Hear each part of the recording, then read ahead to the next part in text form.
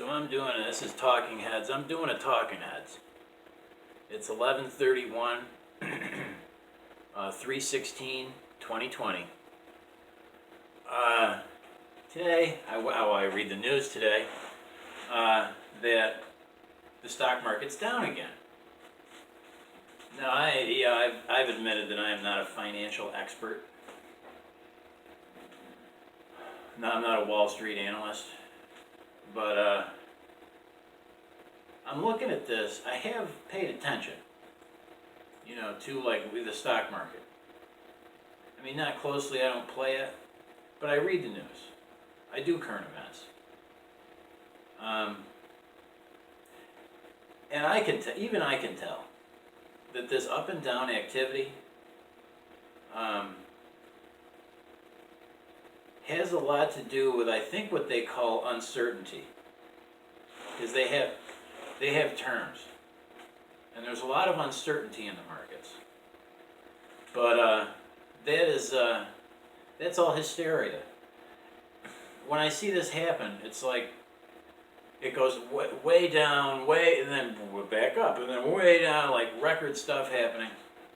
I know that's being manipulated by speculation, is what I'm trying to say. Because there would always be, of course, if you're going to shut down New York City, if you're Governor Cuomo, I don't know, the mayor de Blasio, I think, he's not in the picture. He doesn't do anything. It's Cuomo, the governor of New York State, who makes the decisions for New York City, who's going to shut down New York City.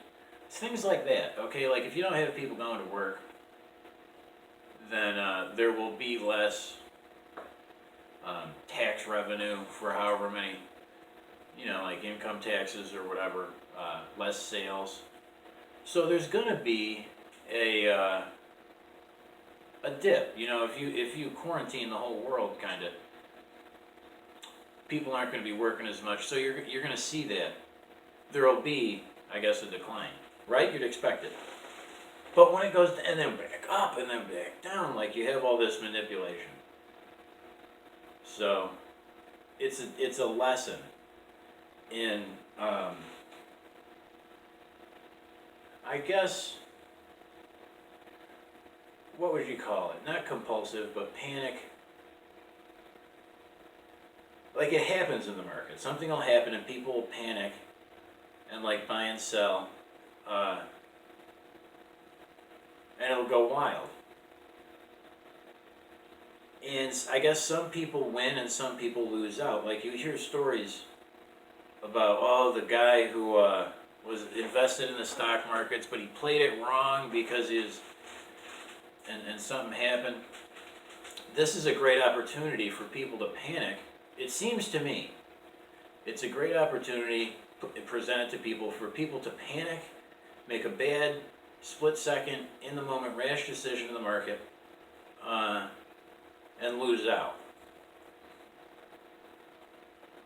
Because when you look at it, I mean, this flu,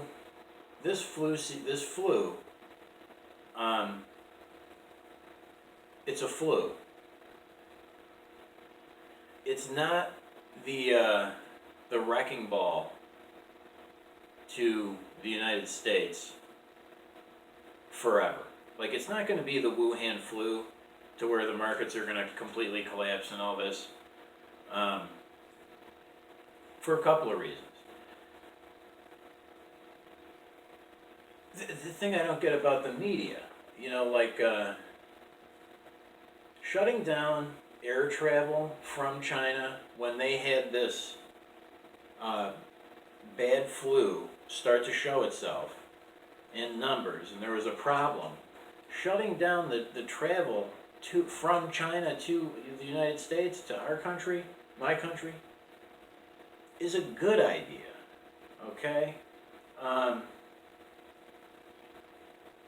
And we don't have the numbers here. I mean, I'm looking around. So that's the thing. I'm reading the news over here in America, and where I'm at, I don't see rates of any kind of flu more than any other year, and I don't see coronavirus. And I think it's because there's been steps taken to like shut things to keep it out, right?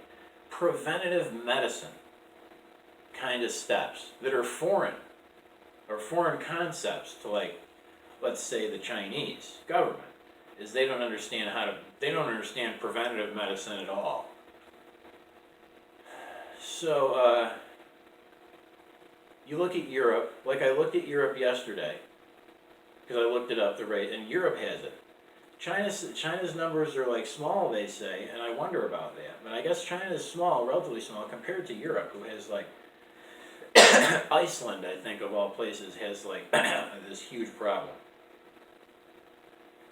So, you can't really say that shutting down air traffic from China was a bad idea, because they exported it. China has, like, it originated in China, and they exported that as what I kind of look at, through negligence at best, bioterror that turned into economic terrorism.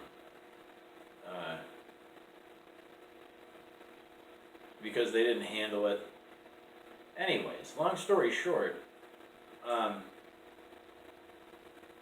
looking at the stock market and I'm thinking, okay, like, everybody's involved. The whole world seems to be involved in this coronavirus thing, whether it's an overreaction or not, it's happening. Like, people are sick, Italy, right? And it's going to end eventually.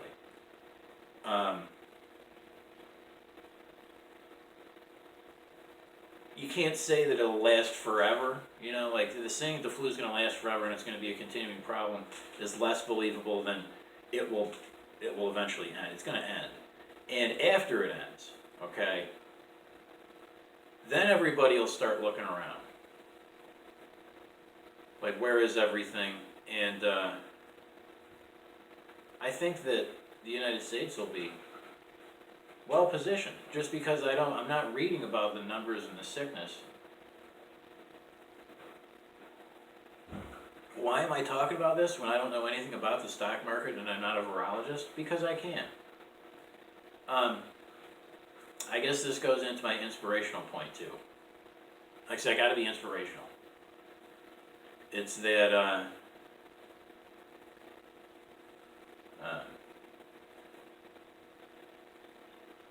the panicking, like first of all, don't panic, because you got, like, my approach to something like the stock market is kind of like my approach to everyday life. You know, you have setbacks, but you got to believe in yourself. You got to believe you're going to get through it, right? Because you are. Like, it's not the end of the world. And you're going to be there on the other end, and when you get there, well, it's a good thing to have stayed positive. Because I've never seen anything like this. I keep wondering what's going to happen next. Why am I commenting on all this? Because nothing like this has ever happened before. And it's fun. The news is fun. The two angles. You have, like, okay, there's this virus. But you have, like, the, kind of like the Chinese angle, to where, like, it's America's fault, essentially, like lying. You know, like, they're lying about it. You have, like, the hurt the economy, and then, like, blaming the president and America in general, and your economy stinks, you know, and one way kind of thinking. And okay, but how this was bound to happen. I think a reason why a lot of people are panicking is because they didn't think critically about any of this happening with China. Even if we hadn't stepped up to them and put tariffs in place, they were going to try to railroad us anyways. They were going to steamroll America and Americans, because that's who they are.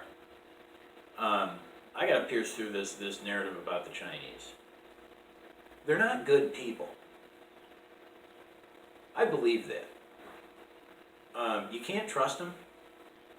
They lie constantly, okay?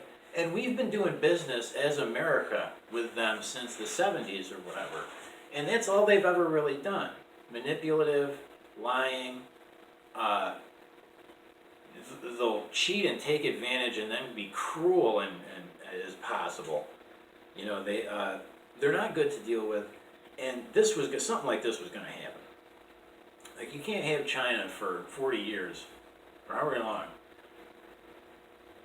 reacting in a belligerent way. It's a belligerent nation that will threaten and try to coerce and all that.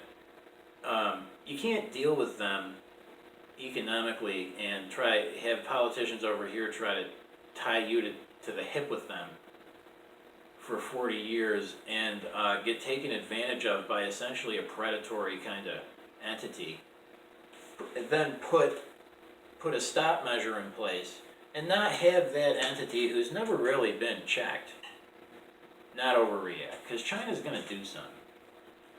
It's not going to stop. They're obsessed. They're obsessed. China is a wholeheartedly racist nation of full-on Han Chinese. That's what Beijing is. It's not like you have Miao people. It's really so much. I mean, I'm sure you do, but it's Han Chinese out of Beijing. And they are all about, they have Nazi level ethnic superiority doctrine, expansionist, economic especially for the longest time, but military expansion, territory expansion, imperialist. They're communist and repressive and totalitarian, and they do the gulags and stuff like that. So I've been watching this the whole time, and I've known that, like, okay, China is nasty, and they're going to stay nasty. They've always been nasty. They're not going to stop. Really arrogant. The people have been, if not brainwashed, and totally controlled. The thing I hear about the Chinese people is like, oh, they're good people. It's like, I don't believe that. You know, if you have a populace that has been indoctrinated into, like, you know, Nazi level, even beyond, greater, worse than the Nazi level, ethnic superiority shit, you know, nationalist kind of, all that, to the point where they're gonna say that America pointing out its wet markets and its meat policy and its hygiene and its practices as unhygienic and needing to be dealt with and cleaned up, they're going to call that racist and take an antagonistic approach. It's like, okay, you've got a problem. There's a problem. I talked about you have to admit it. You know, like, you have to admit, if you can't identify, hey, if you're an alcoholic, the first step to getting sober is admitting that you have a problem, identifying it and admitting that the problem exists.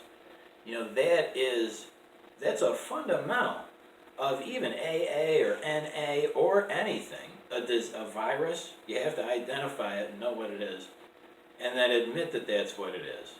Chinese have never been able to do that.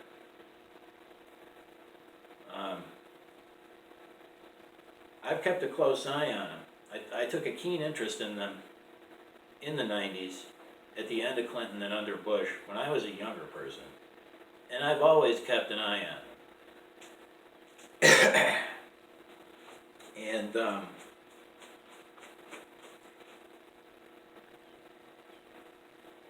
it's not good.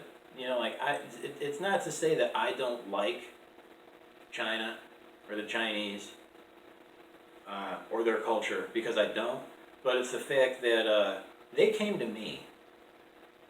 You know, through politicians and backdoor deals, they showed up in my life trying to sell me something.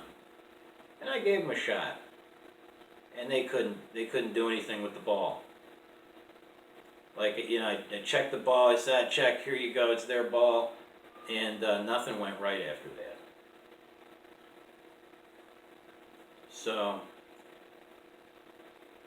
what do I think of the stock market? Do I worry about it? Not so much. I see the stock market more of an indicator as to other things.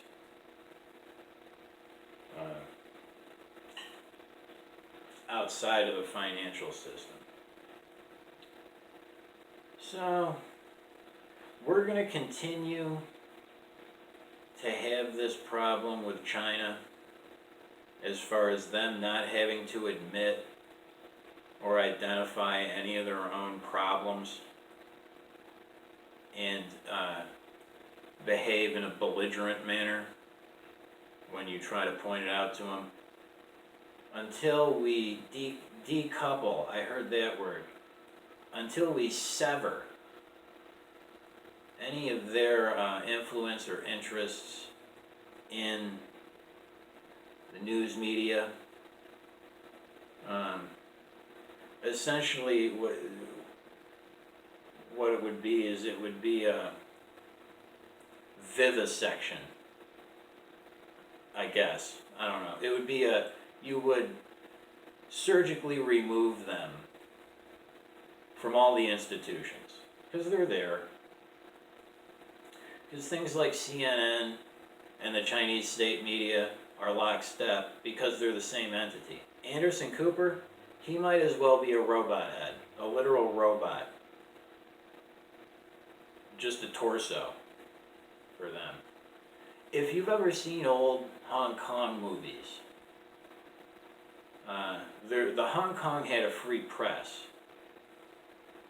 It still does. They have that, what would you call it, ideal or principle of a free press. They did, because the British, right? The British did the papers. Well, it was like, the Chinese government only ever saw the printing press and the press itself as a means to push propaganda. Like, they didn't really know. They might have been told by the Soviets, but they didn't know what propaganda was. That was just naturally how they went there first with that. So you have these stories in Hong Kong about the Chinese government or whoever moving in and trying to take over the printing press, and they did, so that they can lie. Okay. Well, that's what they did with CNN.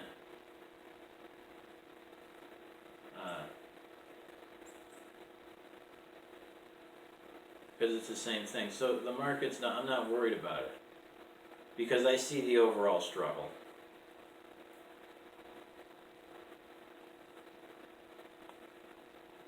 But the UK, think about it now. China, not the UK, the EU. China and the EU were buddies. They'd go to, what was it, the G8, G7? They changed it, I don't know, in Davos, Switzerland, or wherever it is. And they'd all meet. And they'd all get together, and like Xi Jinping would speak, and they'd all worship they'd worship him, like his words were just drops of honey, and he was so perfect. So he'd speak, and the guy, or you'd have like the EU banker types, whatever, they're buddy, and they end up getting the coronavirus to an insane degree.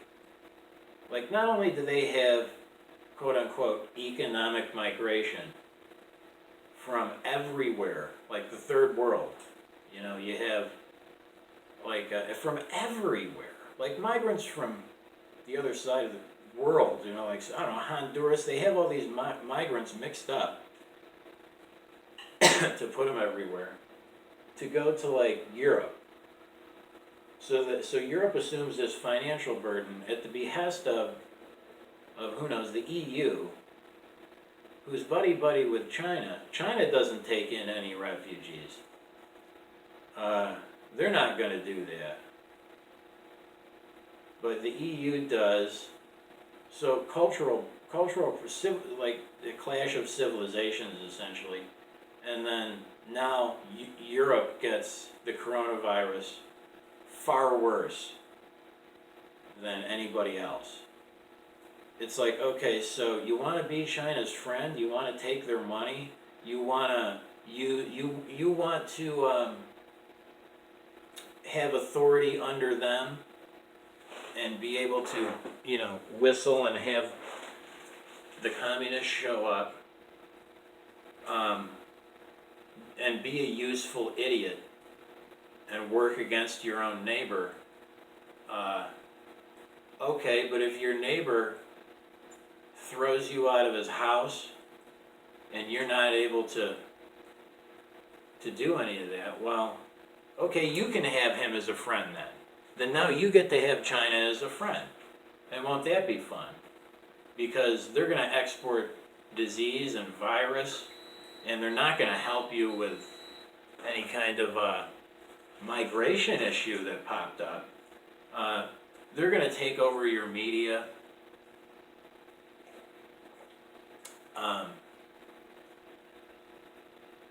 So it's like, okay, it's interesting because it's war. It's a form of warfare.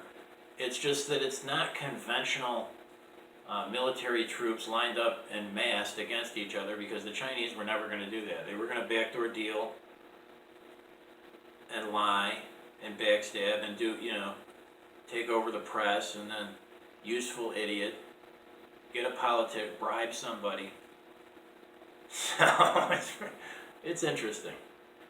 Maybe a lot of the stock market is really, because it's a global thing. What I think, the globalist Davos EU Jinping folks had that global thing in mind, to where, okay, the markets are all tied together. And I see that in America over here, there's not a whole lot of flu. I don't see people dying. I don't hear about it so much at all. I don't know. I'll just stop. I'll stop. But it might be the markets, the global market that they created, being affected by their own virus that didn't make it here as they planned, or as was hoped by CNN or whoever. And the market's going up and down and up and down. I guess it might be speculation, but it also might be something like Italy being totally shut down, or like, whatever it is.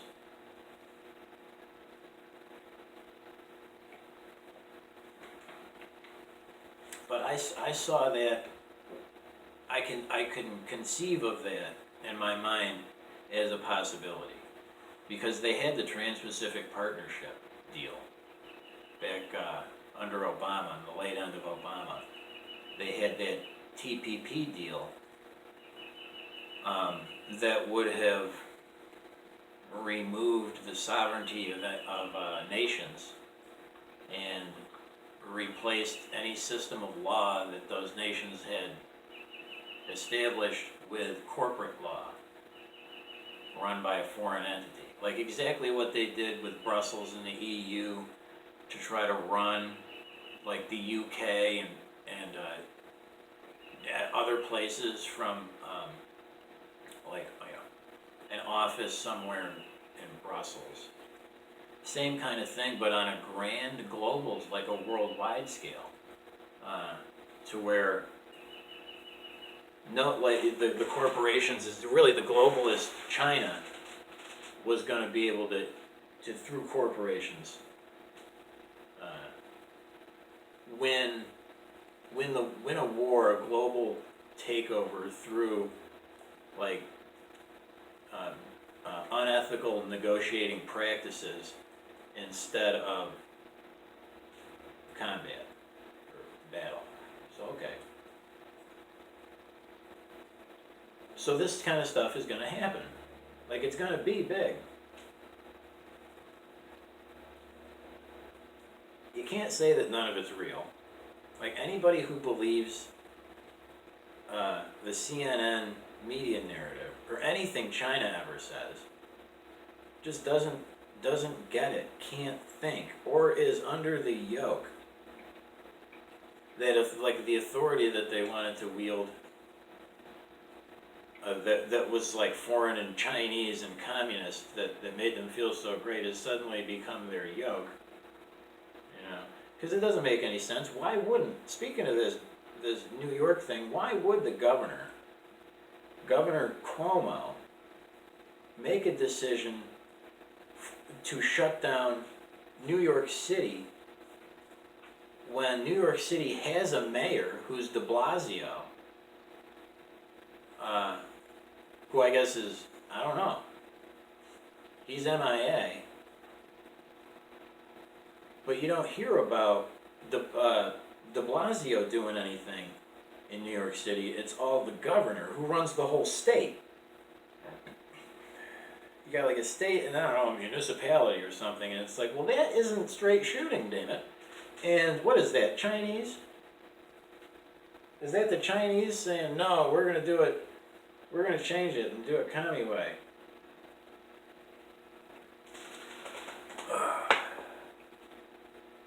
So, like I said last video, got to have something to offer. You know, the Chinese corporations and all that, all they ever had was like the one thing. Like, what's the answer? The one big thing. Google. It's like, well, no choices, you know? Can't have a choice. Like, no, well, be Google is the one thing that will do all that. And it's like, nah. Nah, because that's just you. So, no. Okay, so you get more content. Now you have content. Johnny 5 gets his input.